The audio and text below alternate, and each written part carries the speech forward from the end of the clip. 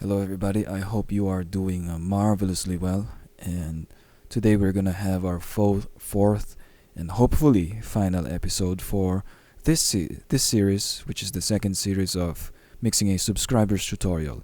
All right. Thank you for stopping by. If you like this video, hit that like, and if you dislike this video, hit that dislike. And if you find this channel interesting, hit that subscribe. And if you have feedback for outrageous producing, and even for just this video, or even for my mix, whatever it is, leave it down in the comments down below. And I appreciate you guys giving this another view. What I also want you guys to do is to watch this video until the end, all right, so that the algorithm would be hacked, so to say, all right, so that YouTube will recognize this as an interesting video, all right. And that's why I want you guys to do all of those things. Now, with that out of the way, without further ado, let's just get started. And I hope this video won't be too long. And if it's gonna be too long, the timestamps will be in the description down below. And from time to time, I need you guys to check out over here at the top right. Okay, I will be leaving a link to a video that's related to this, so as to you guys would find out some more of my videos when it comes to the tutorial. All right.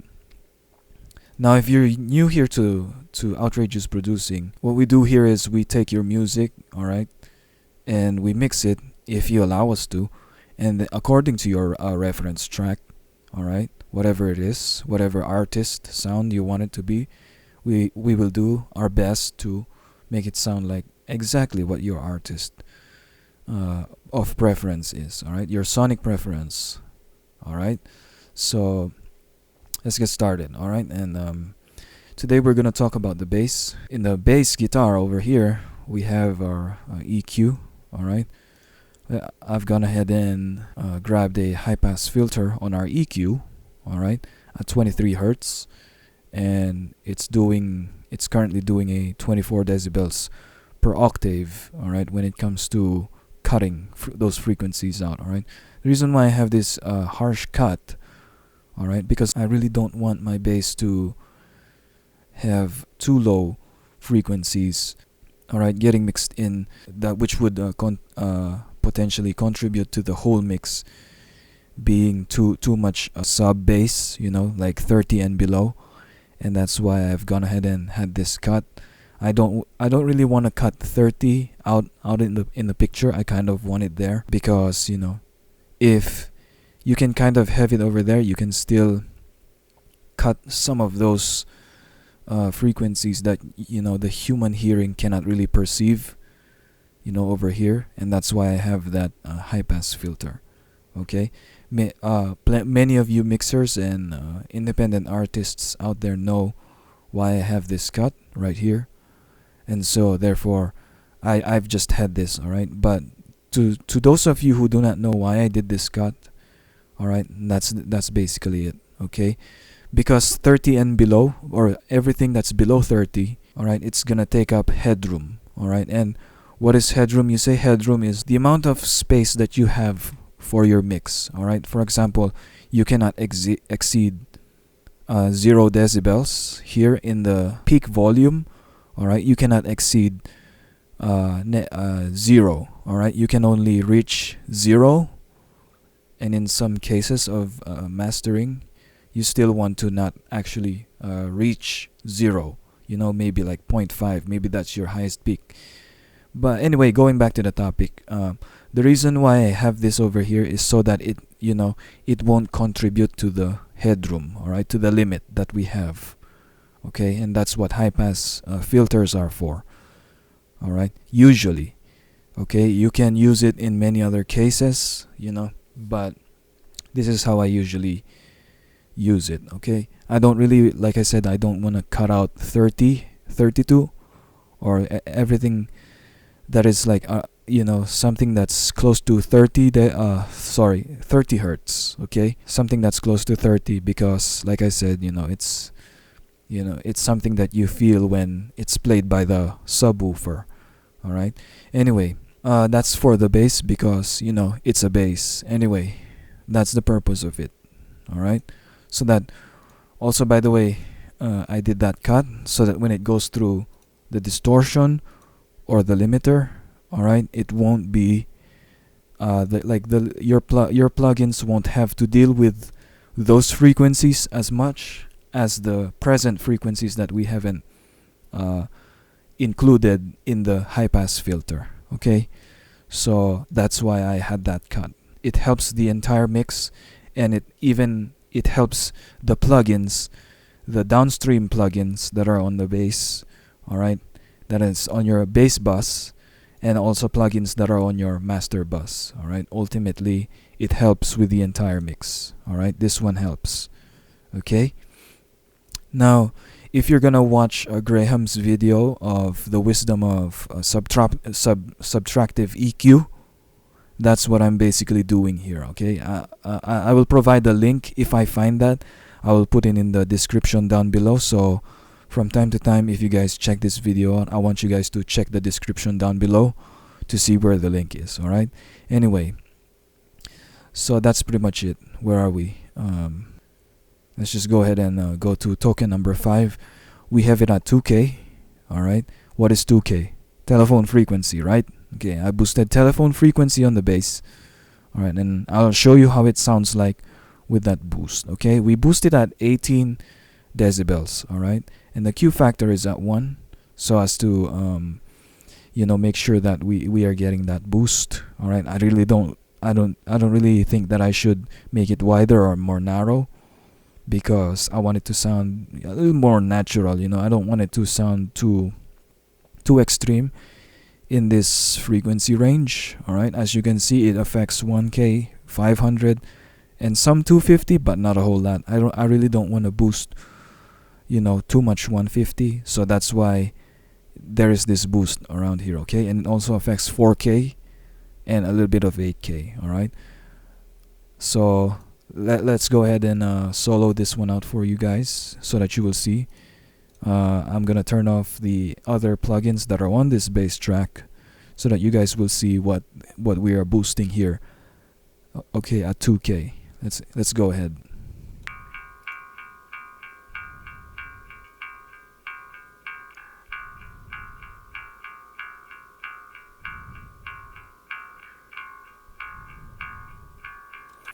Okay, so that's what we are boosting. Okay, at 2K. All right, now let's unsolo it, and I'll let you guys hear for yourselves what we have done just with this EQ and including the plugins here on the master or on the bass bus and also on the master bus. All right, so let's hear it.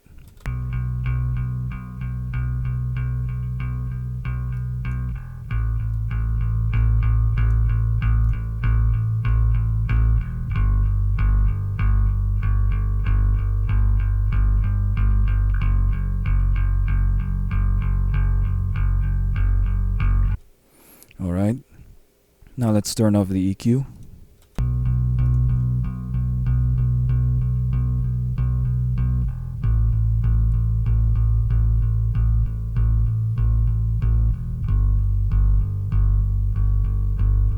Okay, so as you guys can see, we're still getting some volume over here at that frequency, and so that's why I have this cut.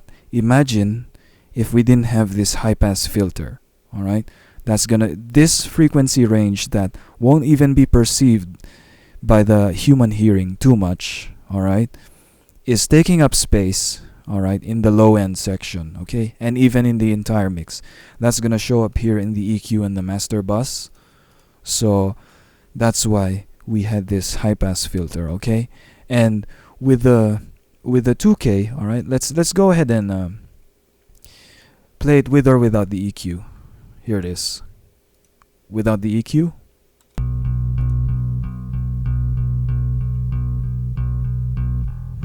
Alright, now with the EQ.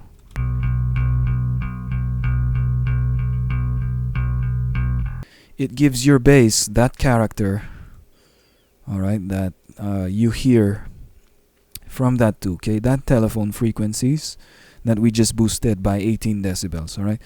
If you're mixing bass, don't be afraid Alright, don't be afraid to boost 18 decibels on frequencies like 1K or 2K or maybe even 4K or 8K, you know. Don't be afraid to boost those, alright? Because if you boost 1K, you're gonna boost that lower end of the telephone effect. And if you boost 2K, you're boosting that telephone effect. And if you boost 4K, if it's a slap bass, and if you boost 4K, alright, at the same Q factor, alright, you're gonna affect, it's the same shape as this. You're gonna affect 2K and 1K, and you're gonna affect 8K and 16K. Okay, you're gonna boost those frequencies.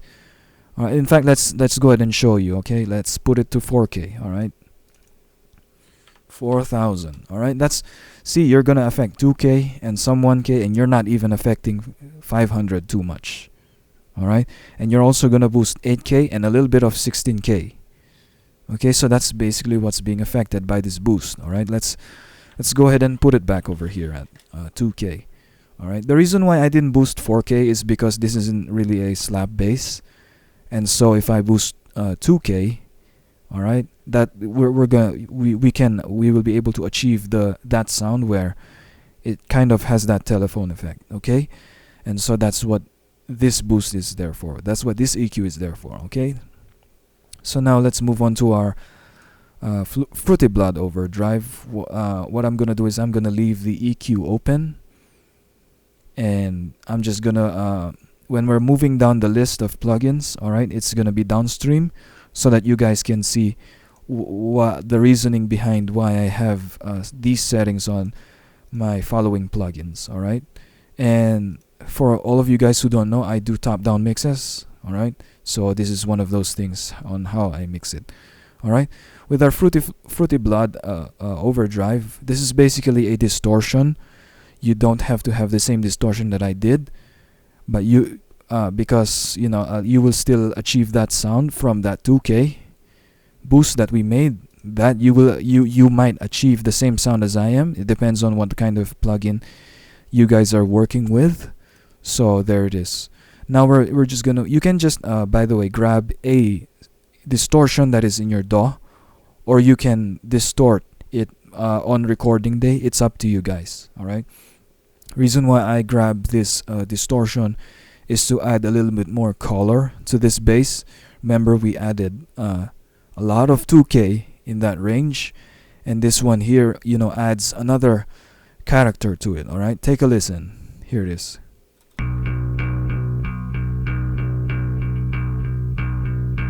Now let's take it off.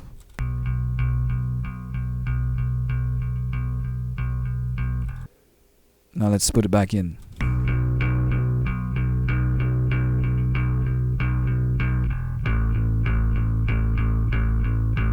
Alright, so it adds another character to it. It distorts it and it compresses it, and it adds, so therefore if you distort it, you're automatically saturating it as well, you know.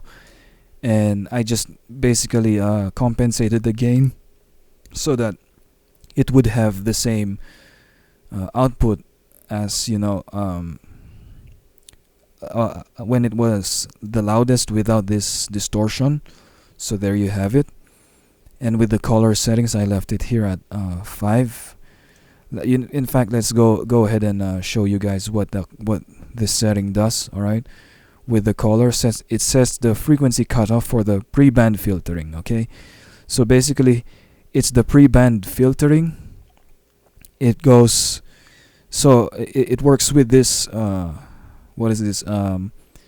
Sorry, knob on it. All right, it's basically the amount of low-pass filtering that is applied to the audio before it's overdriven. Use this to remove high frequencies that may result from overdriving audio with a broad frequency range. Alright, so basically the color works with the pre-band. Alright, as I didn't really move the pre-band, the color here is to, you know, it's to dictate if you're going to, if your instrument is gonna sound a little brighter or if it's gonna sound a little darker. In fact, let's go ahead.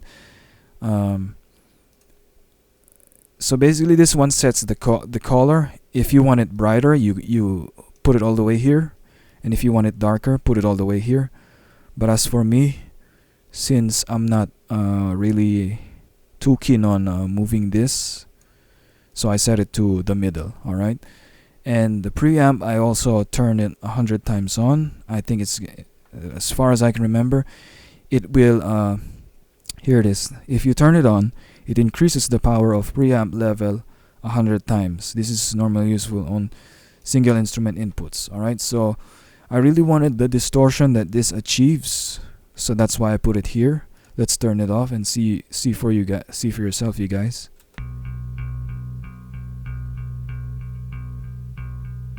Alright, it's basically a volume part of it.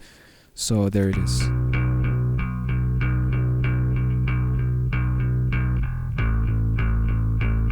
Alright, you can also turn this off and then dial this to whatever percentage you want it to be. But as for me, that's what I did. Okay, in the post filter, alright, this one here is the, it controls your frequency of the bass. I didn't want it to have too much highs, so that's why I backed it up by, instead of having it at 100%, I backed it up by until like it's 52% setting, as you can see over here at the hint panel. Okay, and then the post gain, like I said, is just for makeup gain. Alright, it's to make sure that you still have the same peak right when before you were distorting it. Okay, so basically it distorts it and it compresses it. Alright, so that's pretty much it. Now let's go move on to our limiter. What this does is it further compresses our bass. Alright, let's go ahead and play it with all of these three plugins. Alright,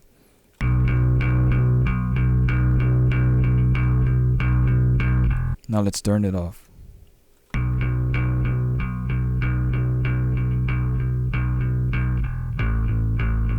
Alright, if you're gonna pay attention to here, to your to the gain of it, the gain level, alright, it got louder and it got more consistent because of this compressor right here. Okay, pay attention, here it is.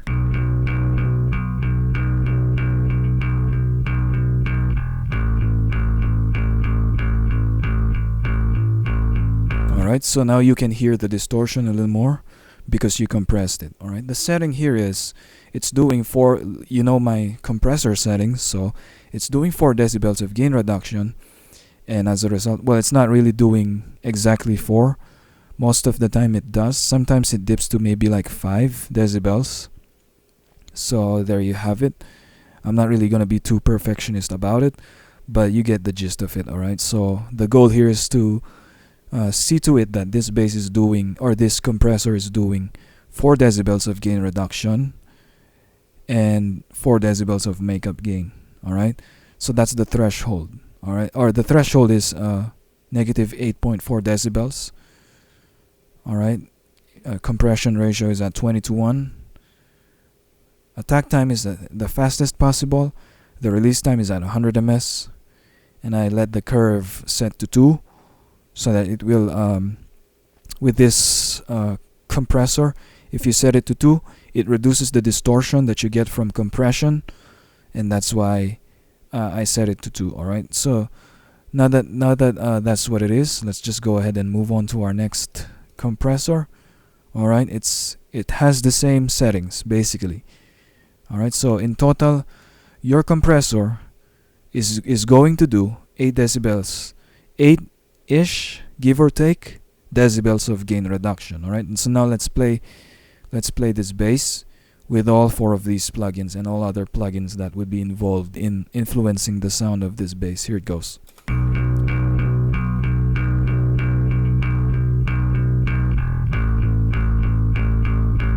Alright, let's turn it off.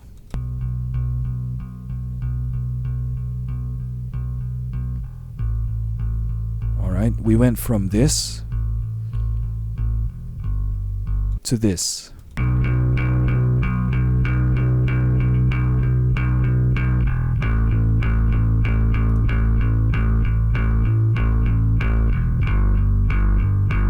Alright, and the reasoning behind this serial compression is to make sure that your bass is going to be consistent all right, in the mix, all right, because we don't want our bass to be submerged by all the guitars and the cellos and the drums and the vocals, all right. We don't want it to be submerged, okay.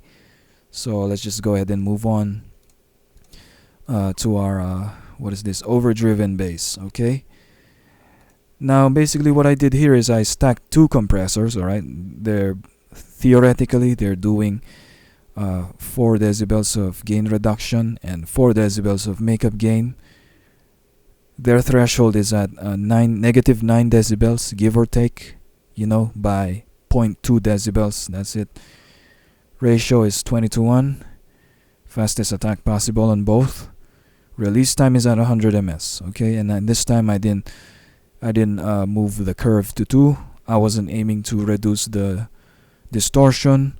So if these two adds more distortion to this overdriven bass, I'm okay with it, because at the end of the day we want our bass overdriven and not just sounding boring, you know what I'm saying?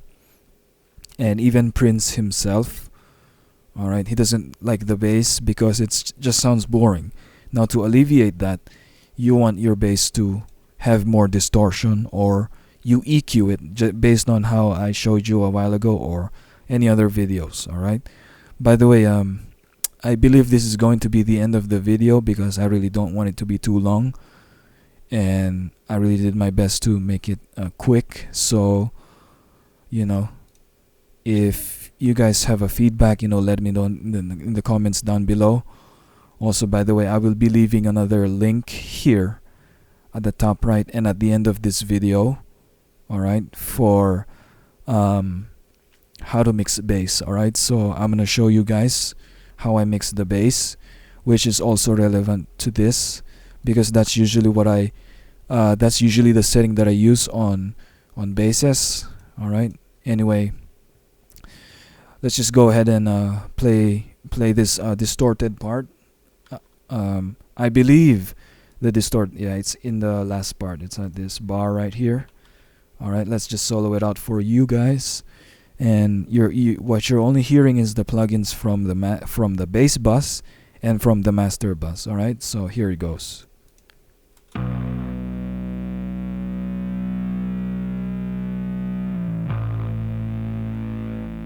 Alright, now let's put on those limiters, or those compressors.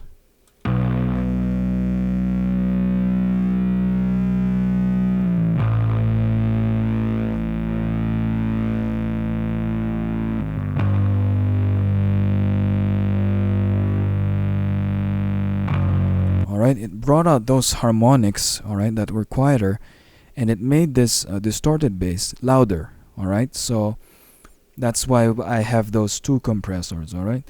I didn't want to color this with EQ or anything like that because it's already distorted. It's really distorted, okay. It's even more distorted than this one here, that this bass here, this clean bass that we still distorted. Alright, anyway, that's pretty much it. Let's go ahead and play these two tracks, you know, so that you can hear the difference that we have made, alright, on our plugins. Okay, here it is.